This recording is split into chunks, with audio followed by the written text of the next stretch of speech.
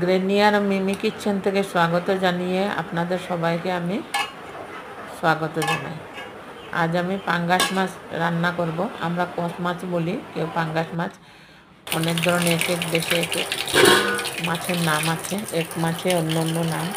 তাই মাছ আমি সব নিলাম না, অল্প টুকরাই নিলাম। নিয়ে এটাকে ভালো করে 2-3 বার ধুয়ে, আমি একবারই দেখাই আপনাদেরকে। 2-3 বার আমি ধুয়ে তারপরে আমি এদিকে একটা ছোট্ট কড়াইতে আমি রাখলাম। এদিকে পেঁয়াজ 3টা, শুকনো লঙ্কা একটু নিলাম। আমরা বেশি ঝাল খাই না, তার জন্য এটা নিয়ে মিক্সিতে পেস্ট করে মাছগুলোর উপর দিয়ে তারপর একটু হলুদ, কাঁচা তেল দিয়ে মেখে নিলাম। ভাবছিলাম এবার হাতা দিয়ে মাখবো, কিন্তু আমি পারি নাই, তার জন্য আমি হাত দিয়ে মাখলাম। হাত দিয়ে মেখে তারপর একটু মাখা মাখা জল দিয়ে একদম কম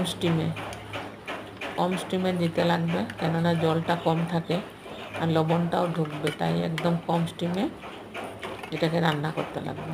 তাই আমি মাছটাকে ভালো করে হাত দিয়ে মেখে তারপর একটু সামান্য জল দিয়ে কম স্টিমে রেখে তারপর আমি মাছটা রান্না করলাম।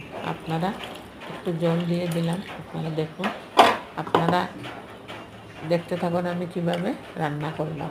তাই আপনাদেরকে আমি বলছি যে কাঁচা মাছ খেতে ভালোই লাগে। যদি নিজের পছন্দ হয়, রুচি যায়, একবার আপনারা ট্রাই করে দেখবেন।